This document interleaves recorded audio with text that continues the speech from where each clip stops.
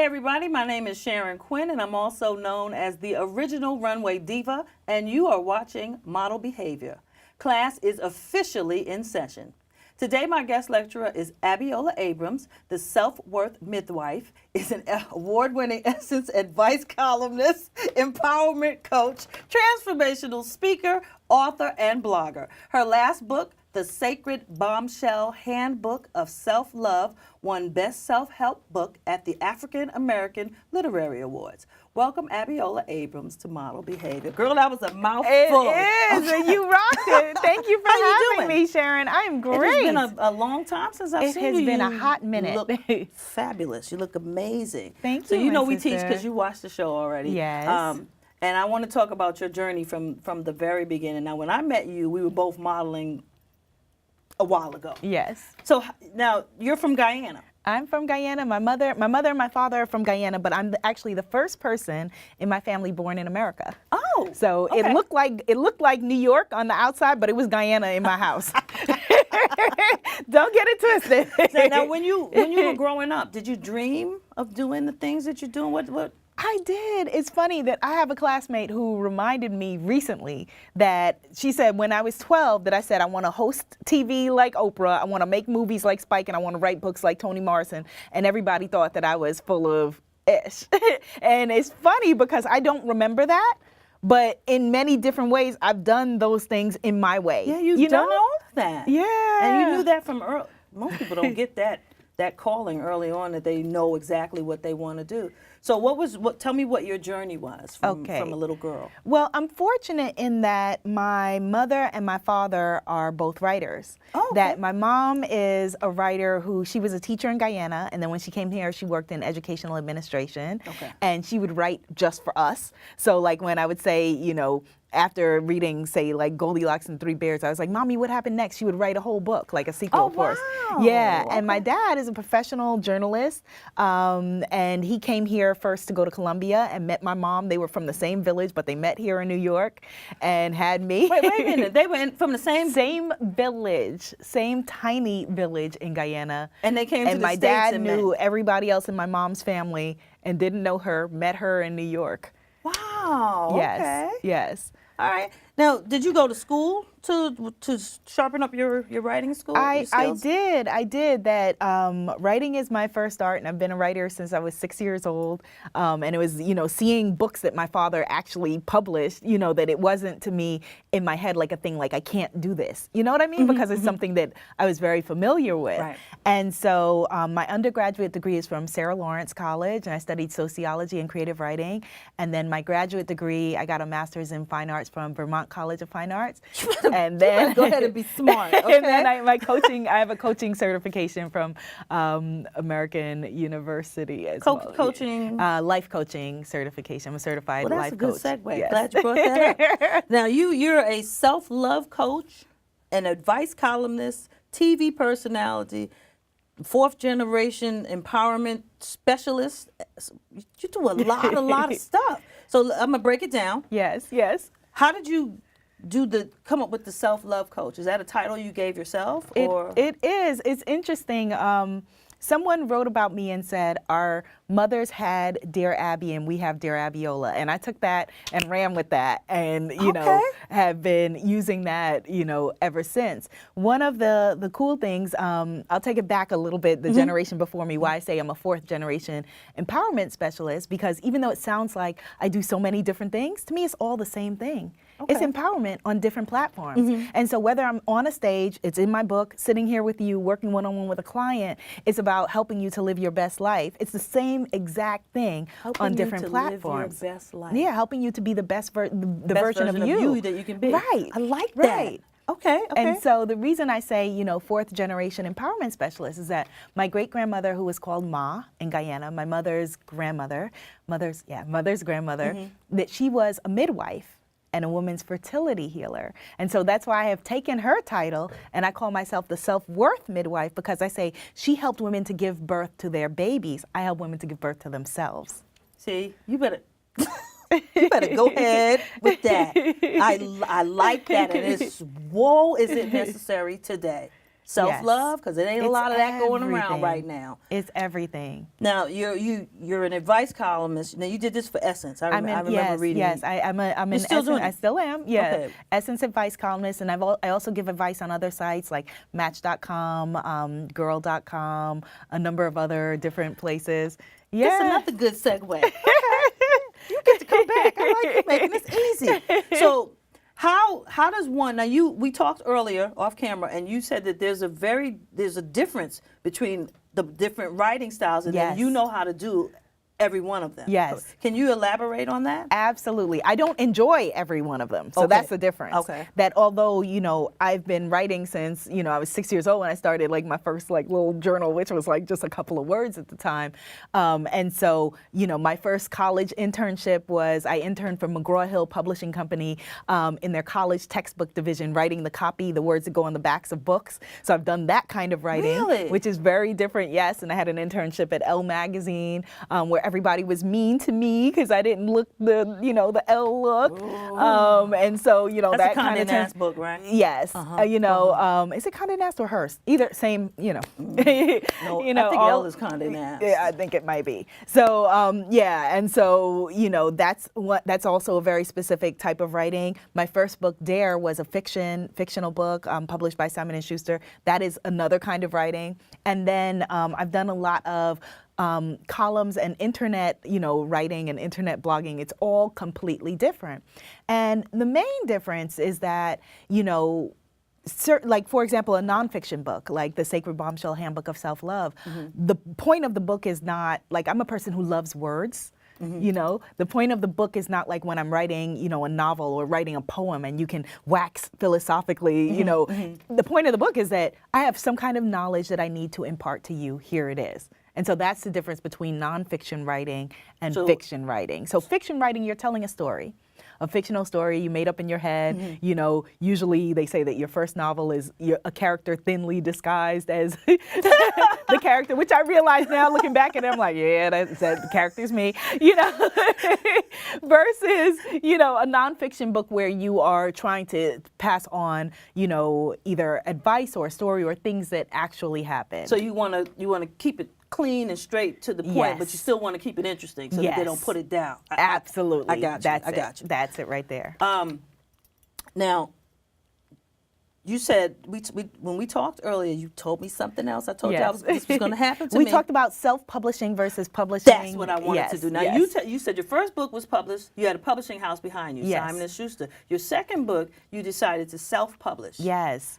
Let's talk about the differences between the two and why you decided to self-publish your second book. Absolutely. Well, as I said, I grew up with seeing my dad as a writer. My dad, the being the wearing many hats sort of thing, multi-hyphenate sort of thing. I definitely get that from my father, who is a precious metals specialist, a journalist, and a preacher, a minister. And so you a PK? Yes. Oh, wow. 100%. 100%. And so my dad, back in the days when he was a self-published author, it was very different. He had our garage filled with books, and he would be trying to sell them one at a time, and it was a very different thing. The same as in 2008, when Simon & Schuster first published my book, I think it was very important, to be associated with a prestigious publishing house and that sort of thing. 2009, the publishing industry changed dramatically and drastically. The bottom fell out of all kinds of publishing and big media, period. That's the same year I was hosting a show for BET, and it, went, the way of the dodo bird because, we now have media that we can pull up on our phones. And so that is a big threat to all kinds of, physical publishing and print publications. So the industry changed so drastically that by the time last year, 2 years ago, 2014, when I published this book and I wanted to do this book, now I have direct contact with my audience. I've been doing this a long time, and I've taken time to build up my tribe and have a direct relationship with them. And what I realized when the first book was published was that Simon & Schuster, and I have all due respect for them, and I still owe them another book. I had a contract with them. It was great working with them. But the way that it's set up is that they are a distribution house. Okay.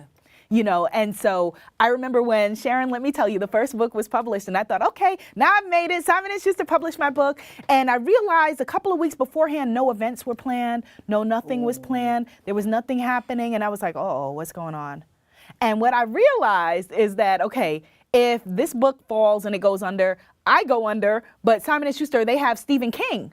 So they're going to put their money and their resources behind the winning horse for them. You know, for me, it's like, you know, they print, you know, however many few hundred of my book, and whether it works or doesn't, they keep on ticking. And so then I flew into action and made a list of the contacts that I knew, gave them to their publicist, you know, walked her through who she needed to contact in order to, you know, publicize a book, because I wasn't under one of their black imprints, so they didn't even know what to do with the book. Imprint? Oh, okay. So publishing is Big Six publishing, very segregated. So a black imprint is because they have decided that black people will read only books by black people, and it's a very separate and segregated thing. Oh, see, I got ready to curse. I'm sorry. Yes, and so they didn't know what to do with my book, which is, you know, my book is a parody. It's really funny. It's set in the hip hop world, but it's not a hip hop street novel. So they didn't know what to do with that. They didn't, you know, couldn't conceive of the idea of, you know, like, I grew up listening to hip hop. That's my music. So, you know, for me, like, you know, I'm somebody who's educated in the hip hop world and all that, but that kind of character for them didn't exist in their heads. And so you try to sell that, it's like trying to sell a carton of milk to people that want almond milk or soy milk. They're not going to want it. But why did they pick up your book to begin with? So this is also another interesting thing about publishing, that there was a bidding war for my book, and it did, you know, the publisher, the publisher who was working, not publisher, the editor of the division who wanted my book, you know, got the book. The way that it works is that they get the book, they bring it into their imprint, which is basically, you know, like underneath the big publishing, there are different imprints. She brought it in, and she got another job. She got another offer at another publishing house. And so she said, I want to take Abiola in this book with me. And they said, no, because we paid her you can't take this book with you. And so she left. They put in, you know, somebody who was not into it and was planning her wedding.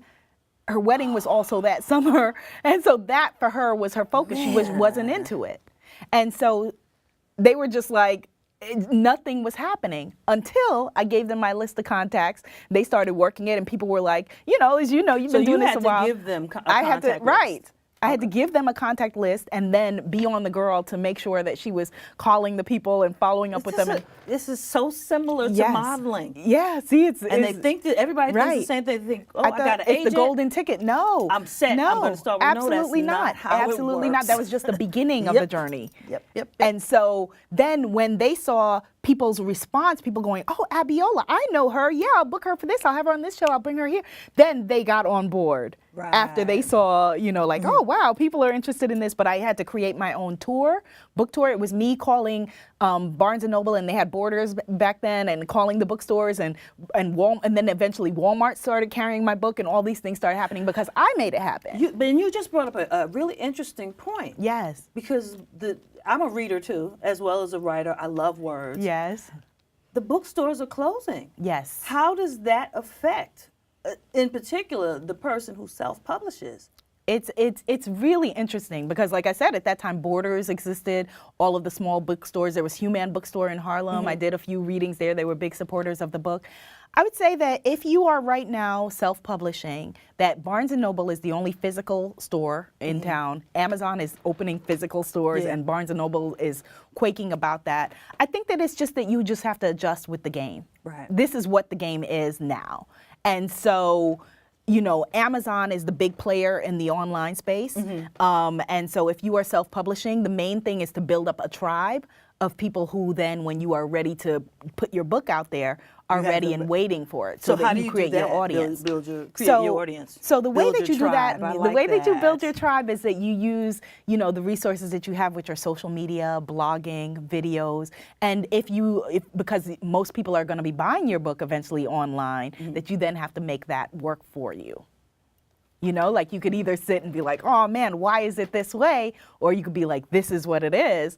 And now, do you sell books out of the trunk of your car too? I don't. And the great thing is that I don't have to do what my dad used to do because there's print on demand now. So I don't need to, you know, like, for example, I have an event this Friday. And so however many books we need for that event, I order that many books for the event. Or if you went right now to Amazon or BarnesandNoble.com or wherever and ordered my book, or if you walked into a Barnes & Noble store and said, I need 5 copies of Abiola Abiola Abrams' book, they would say, no problem. They would put it in the computer and it would come to you the same as if you went and ordered, something else. And it's being printed. There's not a million of them in a warehouse anywhere. It doesn't, until it's requested, it doesn't exist.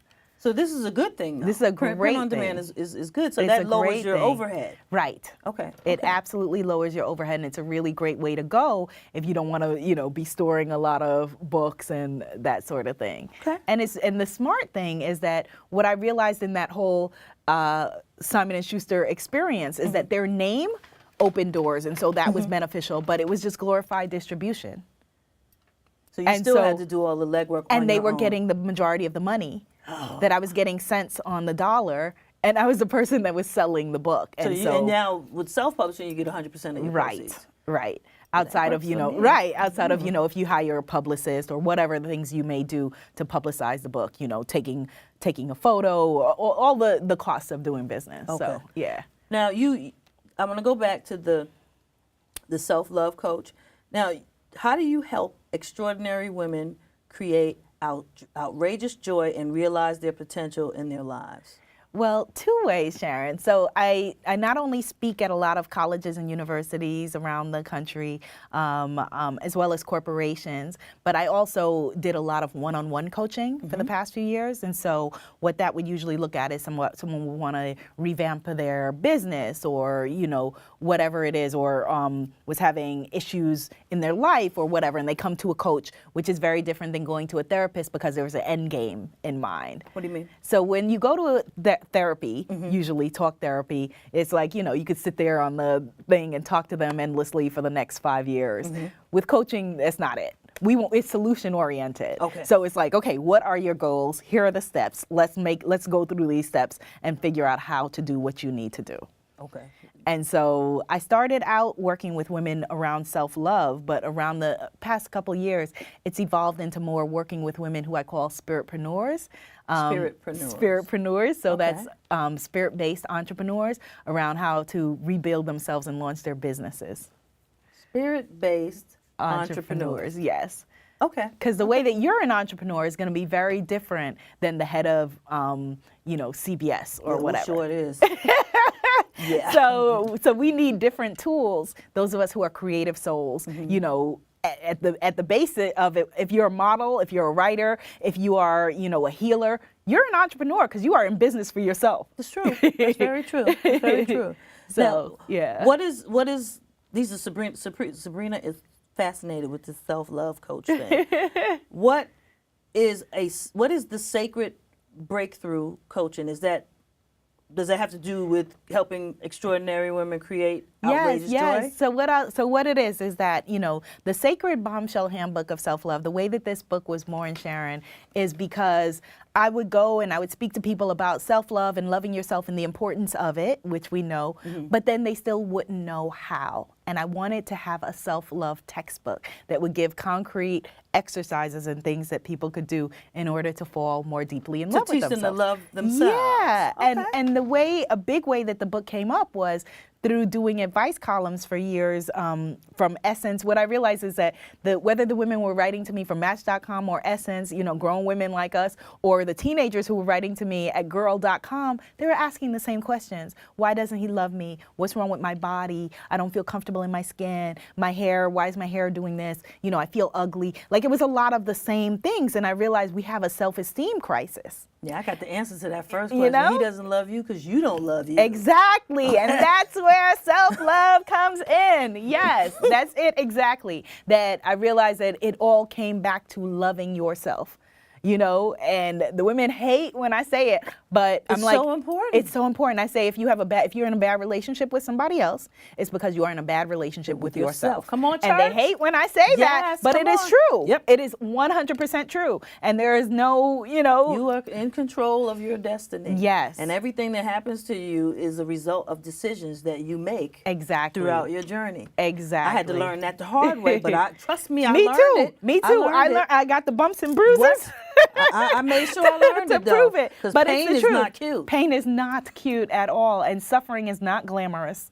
It's not. Never mind what Vogue tells you. I love Vogue, but never mind what Vogue tells you. Glamour, suffering is not glamorous. Nope. Pain There's is no not glamour love. Sorry. in it. It's not. It's not. And so one of the new things that I created that I'm really excited about is the Sacred Bombshell self-care kits. Oh. Yeah, and so these are self-care kits that, are a mix of, coaching, downloads, and meditations and that sort of thing, mixed with self-care products that I have this woman that I'm collaborating with. Her name is Nicole Fraser. Wait a minute. So now you're gonna have like spa products and stuff? I have a line of, so for example, I have these. These are my African Goddess affirmation cards. These are affirmation cards. I have 2 meditation albums that came out last year and the year before.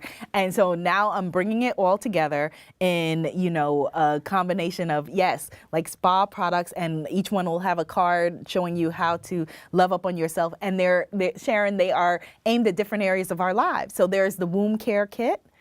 There's the Womb Chakra Bliss Kit. That's one of the. I have 3 kits out. The Womb Chakra Bliss Kit. The second one is the Aphrodisiac Love Spell Manifestation Kit. And then there is the that sounds really good. We'll have to send you that. And then there is the Unbreak My Heart Chakra Kit, because a lot of women get stuck in heartbreak, and it's about how to move past that. I have been there, done that. We all got have. the receipts to prove it. Yeah. And so those are the first 3: Womb Chakra Bliss Kit, the Love Spell Manifestation Kit, the Aphrodisiac Love Spell Manifestation Kit, and also the Unbreak My Heart Chakra Kit. Wow. Yes. Oh man, you got a whole industry. Yeah. What's the name of your company? Sacred Bombshell. Dang, you got. Well, this is important for your models who are watching, because like Jay-Z said, I'm not a businessman, I'm a businessman. Come on. I'm just saying, you know. Get where she is, y'all, okay? Then you need to get to that mindset. It's not just modeling. You want to run the world. That's how you want to start thinking. That is you got to come up with a some sort of sacred meditative bath. Yes. I like taking there's a bath. There in the Womb Chakra Bliss Kit. There's a body shampoo. There's a bath in each of the kits. Yes. And Nicole Fraser, who I mentioned before, she is a parfumier, and she mixes these things up fresh. And yes. And so then by the time it reaches you, it will have been mixed up just within the past 4 weeks. I'm sorry. Yes. Okay. All holistic. Wow. Yes. Okay. Again, self-love. It all comes back to loving up on you. If you don't love you, there's nothing anybody else can do. Either. Come on now, I've been saying that my whole life. Yes. Now you are the midwife for. I'm just loving how it flows. You're the midwife for your inspired life. Yes.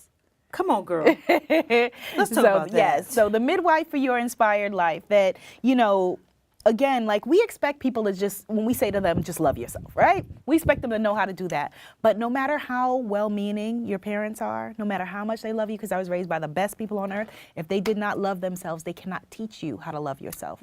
They just can't, even though they mean the absolute best. And so it's like if you say to me, Abiola, lend me your Lamborghini. I love you. I love you with all my heart, but I can't give you what I don't have. So I may want to give you my Lamborghini, but I don't have one. So I don't have it to give. And it's the same with, self-love, with living an inspired life. And we live right now in a very different age than our parents.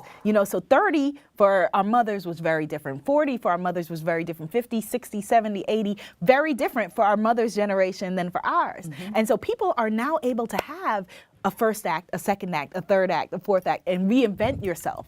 And so I don't want people to get stuck in the mindset of, thinking that their lives are limited. That really, if you do the research and you do the work, very important. Say that again, please. If you do the research and you do the work, that you basically can create the life that you want. But it's going to take elbow grease. And there you're going to have to make compromises. You're going to have to think of yourself, as a business. It's not just about looking cute. Looking cute, that's great. Sharon's cute, I'm cute. Now what? There you go. There you go. Now what? Because cute has, if you're looking at the industry to judge you and let you know whether you're cute or not, that has an expiration date. Oh, it sure does. And so then what are you going to do? And so you want to start thinking about this already. You want to start thinking about it from, from the beginning. Okay.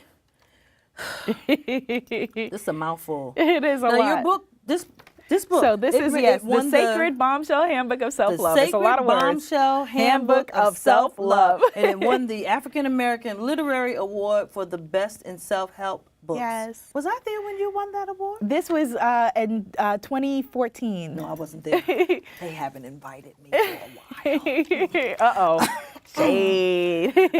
Now, you give keynote speeches on empowerment at schools. Yes, well, one of the things actually I wanted to just share, Sharon, is that, you know, when the book won Best Self-Help, it was in the category with Iyanla Vanzant, Russell Simmons, and Bishop T.D. Jakes. And so I just assumed that I wasn't winning. You know, self-help author that I am and self-esteem coach and all of that. I assumed that I wasn't winning, and not because I didn't think that I was good enough, but because I was like, these are people with a body of work. Yeah. And so it's interesting because you should never count yourself out. That literally, if I could do it, first person in my family born in America, my parents came here with pocket change. My mom, I helped her study for her citizenship test. When Trump is talking about, sending back anchor babies, I am an anchor baby. So if I could do it, it's going to make me cry. But if I can do it, if you're within the sound of my voice and you have a vision and you have a goal, you don't sit on your couch and be like, oh, here's what I want to do and do nothing to make it happen. And you also don't just go and talk with your friends who are also not doing anything and asking people who don't believe in themselves to believe in you. Ooh, girl. You know? Okay. That you then find like-minded people. That's why there are resources like this show. And you get the tools that you need in order to build the foundation you want. Ooh, I'm gonna invite you back because you have so much knowledge out there to share and they need to hear it.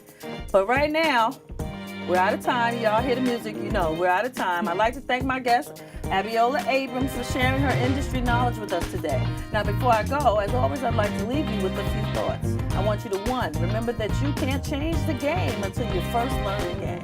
2, always surround yourself with positive people and positive things. And 3, do what you love and love what you do. Lastly, be who you are, but be who you are tastefully. Always have a little class about yourself. Don't forget to like us on Facebook and follow us on Instagram, Twitter, and Pinterest. Thanks for watching Model Behavior, and I'll see you all next week. Class is officially dismissed. Bye, y'all.